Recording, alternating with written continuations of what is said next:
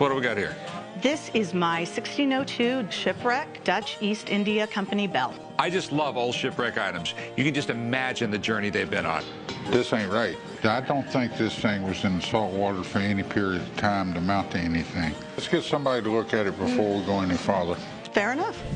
Rick, how you doing? Good to see you, man. Here's the bell. What's your concerns on this? I don't think this bell was submerged in salt water. If it was, it would be in a lot worse shape than it is now. Well, you're right. 90% of all shipwrecks are in shallow water. In fact, most of them are sticking up. You know, they hit the reef and they pretty much stay there. The bell's genuine. I think this could be put into one of the treasure auction catalogs, and they'd probably go somewhere $15,000, give or take. I'm moving. This is going to pay all my moving expenses and maybe even get me a big screen TV.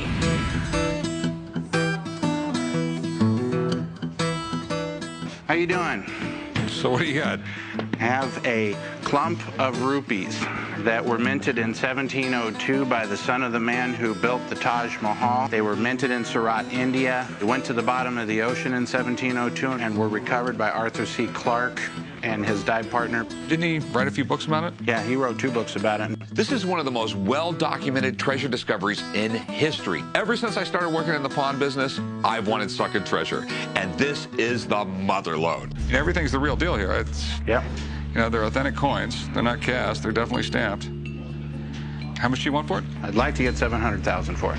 I really, really want this. I mean, this thing is truly incredible. But tying up $750,000 in one item, it could bankrupt this shop.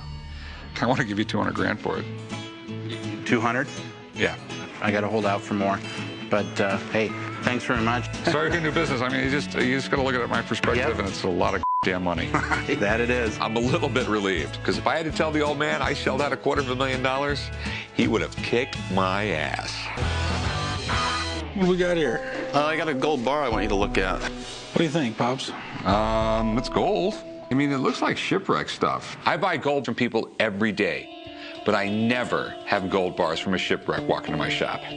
Well, what you have is definitely coral incrustation. These particular stamps I recognize from the 1500s. This is definitely shipwreck treasure. Okay. Sweet.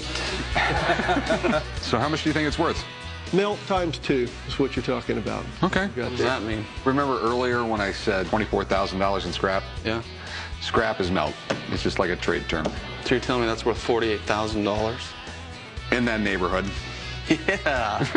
That's what I'm talking about. All right, thanks for coming in, Mel. My pleasure. There's probably not a lot of people out there willing to buy this thing, but here's the deal. The people that are willing to spend a lot of money. Trust me, a lot.